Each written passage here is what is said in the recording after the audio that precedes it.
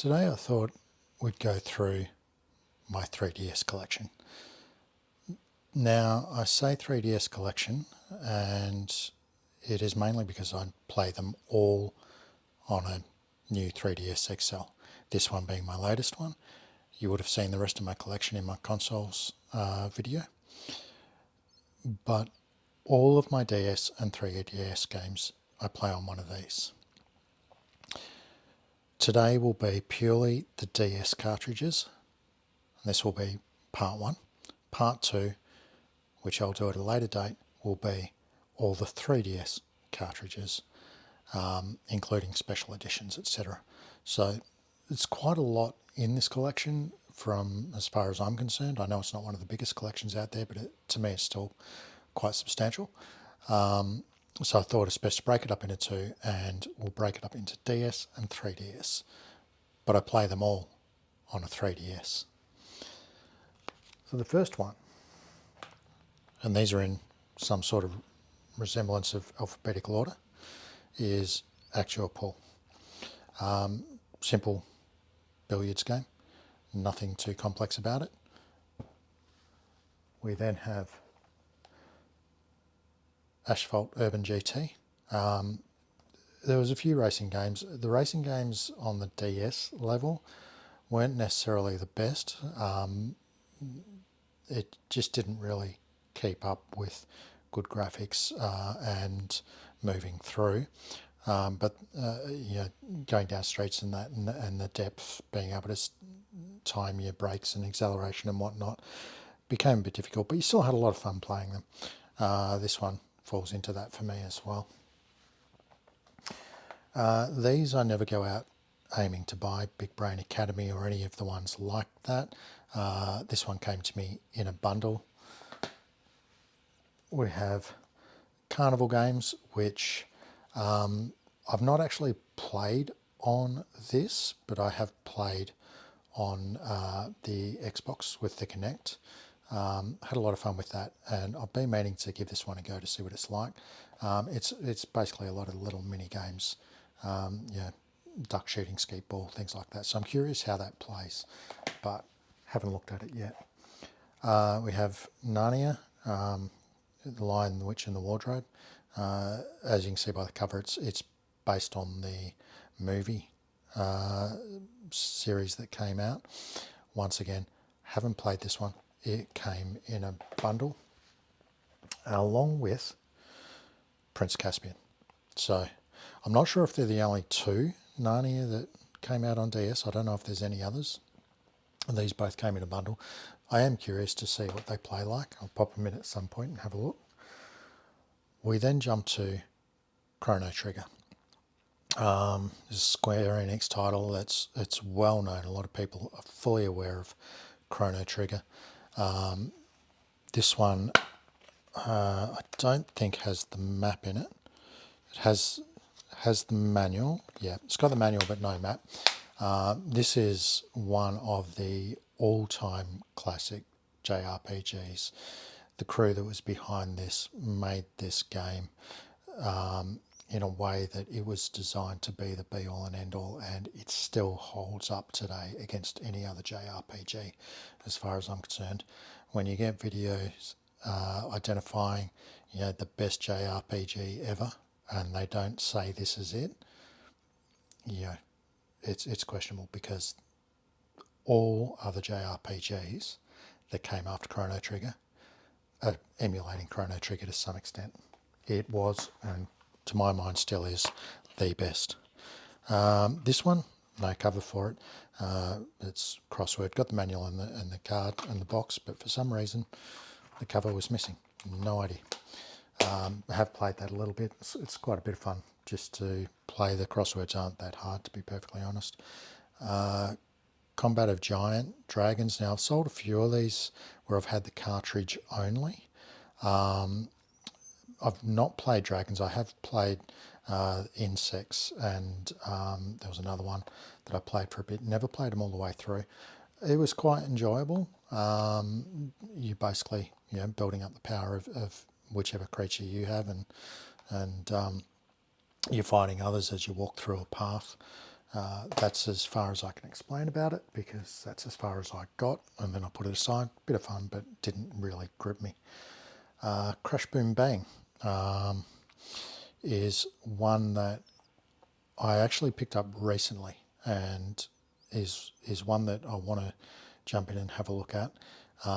It's a bunch of mini games as far as I can tell, but I think it might be rather enjoyable. Now, here's one that's a bit special. The Dark Spire. And this is a special edition with the music CD included. This is an Atlas game, and the Dark Spire is a hail back to old school dungeon crawlers, and this, you know, has everything in it that the old school dungeon crawlers had that made them enjoyable. I'm still working through this one, but I do throw it in every now and then just when I want to zone out and start crawling through the dungeons. It's all about the grind in this, and with this one you do have the ability to go back to just the really old school DOS style graphics where it's just the wall outlines and nothing more. I don't tend to play it like that. It's a bit gimmicky if you ask me, but I can understand why it's there, because this is really a throwback, and why not throw it back all the way? But when you can, why not play it with the graphics? Another one that received in a bundle, which is Dora Saves the Mermaids. I know nothing about it, but it's in my collection. We have two more brain training ones, brain training and more brain training. Now, I have thrown in brain training into the DS and had a look at it, but they're really not my cup of tea. I don't find them anything to really grip me. Drawn to Life. I've heard it mentioned quite a bit. I picked it up recently in a bundle. I don't know anything about it. I'm curious to give it a go and see what it's like and what it's about. I get the impression that it's a build your own game type thing with drawing, but like I say, don't really know anything about it. Aragon, the Sierra game. Now, back in the day, Sierra was the game developers of choice. You know, Sierra came up with all the good stuff. So this is one that I picked up recently purely because it's a Sierra title. I know nothing about it, but it's on my list to plug in and have a play. F-24 Stealth Fighter. Yeah, it's a combat flight game, flight sim type thing. I really enjoy flight sim combats. The dogfighting attitude of them, it's a lot of fun to have that.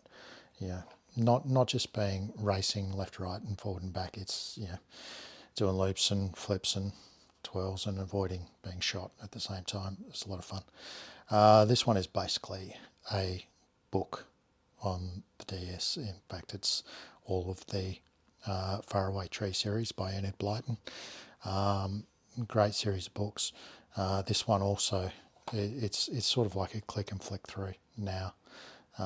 So it gives you a bit of, you know, engagement for the kids. So not a bad little title, but it's not really a game, it's more a book. Ferrari Challenge. Now, I picked this one up because I used to absolutely love Porsche Unleashed, and I thought this would be very similar. It's not bad, but once again, like I say, the driving mechanics within the racing games on the DS leave a lot to be desired. So, you know, I didn't get very far through this. I'm sure on another console, this would probably be a great game, but on the DS, it wasn't great. I haven't tried it on the 3DS. I should do that, go back and see if it improves any, but I've got a funny feeling it won't. Then have a couple of Final Fantasy games. I have 3 and 4. They are both on my list to play through. Played a number of Final Fantasy ones, but These are a couple of the early ones that I haven't played. I have played 1 and 2, 5 and 6, and a few above that, but haven't played 3 and 4. So I want to go back and play those. From there we then have another bit of a gem, which is Fire Emblem Shadow Dragon. Yeah, everyone loves a good Fire Emblem strategy battle game. This is one of the classics on the DS. Another movie title, The Golden Compass, the official video game. Picks up in a bundle, haven't played it. Not sure whether I'll ever get around to that one, but it is in the collection. We then have a bunch of Harry Potter. Harry Potter and the Half-Blood Prince, Deathly Hallows Part 1 and Deathly Hallows Part 2. One of the things with the Harry Potter series, they tend to get spread across the consoles. So, yeah, the earlier ones before Half-Blood Prince you found on Game Boy Advance and Game Boy. Generally they're on other consoles as well. We then have I Love Beauty, Hollywood Makeover. Haven't looked at it, haven't touched it. I'm sure it's one that a number of people enjoy. Somehow it ended up in a bundle and I received that along with Imagine Fashion Model. Once again, no idea, but looks to be one where you do clothes designs or something like that. You see quite a few of the Imagine brand games are all around that type of attitude. Not something that I'm into, but ends up in their collection when you get a bundle. Probably sell them on at some point. Junior Classic Games, and that one's just a bunch of games targeted at kids, and it's a lot of the classic type of games that you would play on a board type thing as kids, or cartoony type stuff. Haven't actually looked at this one, but there's apparently 30 classic games in here. Kung Fu Panda Legendary Warriors. Now, it says it's an empty box on this one, but no, it has got card and a manual in that, so I'm not sure why it's got an empty box sticker on it, but never played it, but very much targeted at stylus based on the back of it, so might be a bit of fun to play. Now, this one is from the creators of Drawn to Life, and it's not got a good rap for some reason, but I've played through a fair bit of it to this point, and it's a tower defense type thing that I've experienced so far, and I actually quite enjoy it. But somehow, and I'm not sure how, I've ended up with 2 copies. It happens. Lord of the Rings, Aragorn's Quest. Now, when you come to Lord of the Rings, absolutely love it. Anything Lord of the Rings I'm generally a fan of. A lot of people have said to me in the past that they didn't get into the DS or the 3DS because it didn't have anything like Diablo. Well, I'm sorry to tell you people, it does. And this is it. Aragorn's Quest is very much a Diablo style game and really enjoyable to play. A classic that everyone knows and loves, Mario's Kart. Mario's Kart DS. It's one of the early ones, and it's a great play. Really enjoyable. We also have Super Mario DS. I don't think I need to talk much about that one either. There's not many that don't know what that's about. A bunch of games, so Monopoly, Boggle, Yahtzee, and Battleship, all on the DS. So you can play these family games by yourself. One I haven't played, Moshling's Theme Park, Moshi Monsters. Don't know anything about it at all. Another one that I picked up in a bundle. Could be good, I don't know. And here's one that's interesting and also sealed, and it will stay sealed as long as it's in my possession, which is My Boyfriend. So I'm assuming it's a dating game. I have no idea.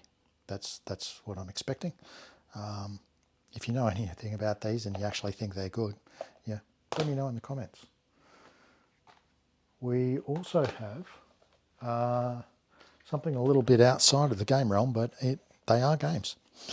My Chinese coach, I learned to speak Chinese. I tried this and I didn't learn much Chinese. And I have my French coach, level 1, and my French coach, level 2. I don't know whether my Chinese coach has any more levels. I don't believe it does. Certainly doesn't indicate it on the box, unlike my French coach ones do with their 1 and 2 in the top right corner.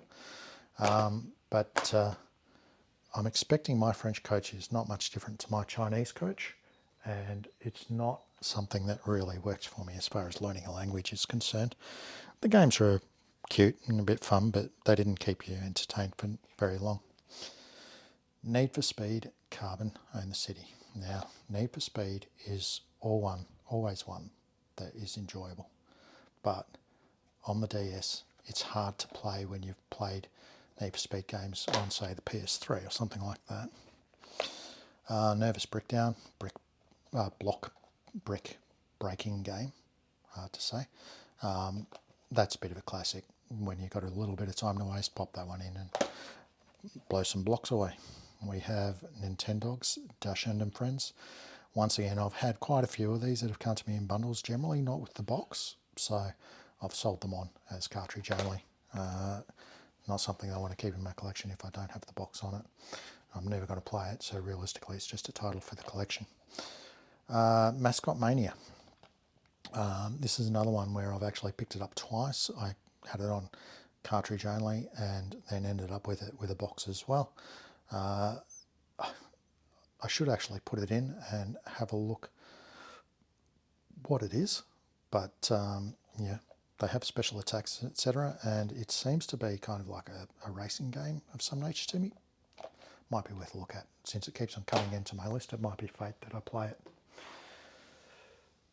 Then we come into the ones that pretty much everyone knows.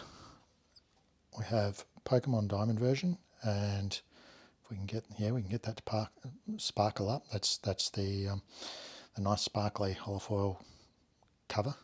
I just love the way that shines up. Interesting thing with these, Heart Gold. All the Pokemon games around this time, that is not actually black, it's red. If you hold a light behind these, they will shine up red.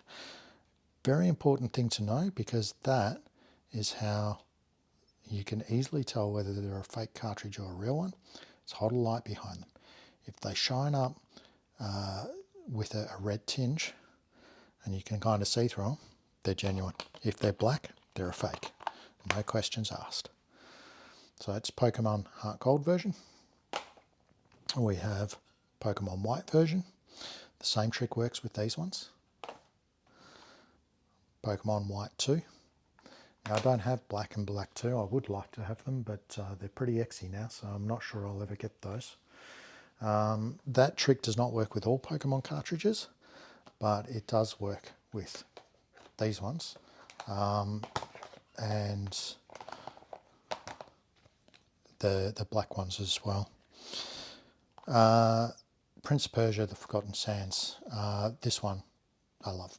Prince of Persia I've been a fan of since I first come across it. And this is no exception. Now, Radiant Historia.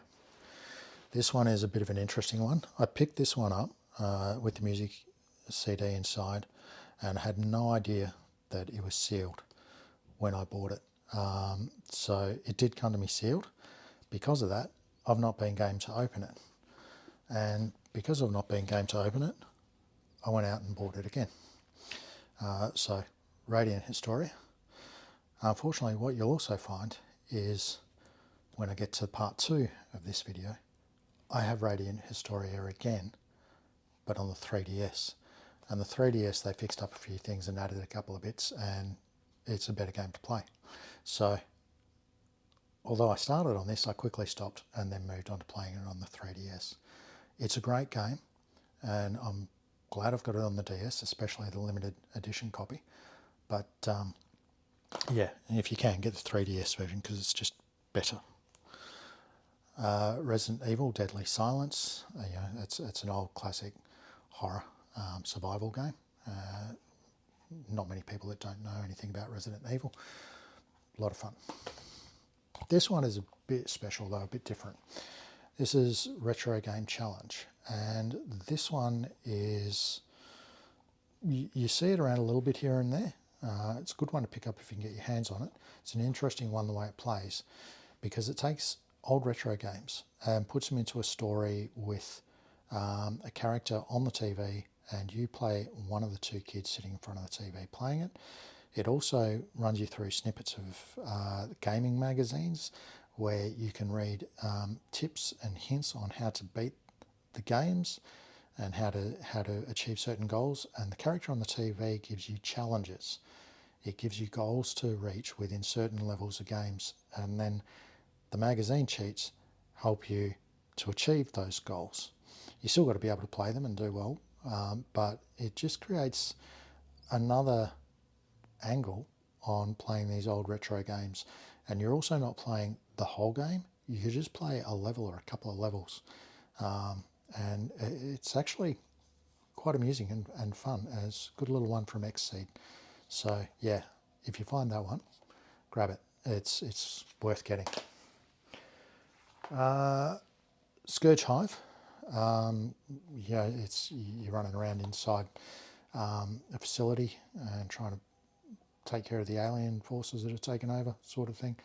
I haven't got very far in this. I picked it up and played it a little bit when I first got it and put it aside, got caught up with some other games, never got back to it, but it looks like it's actually quite good. So keep an eye out for that one. The Simpsons game. Yeah, everyone knows Simpsons. Don't need to talk much about the Simpsons.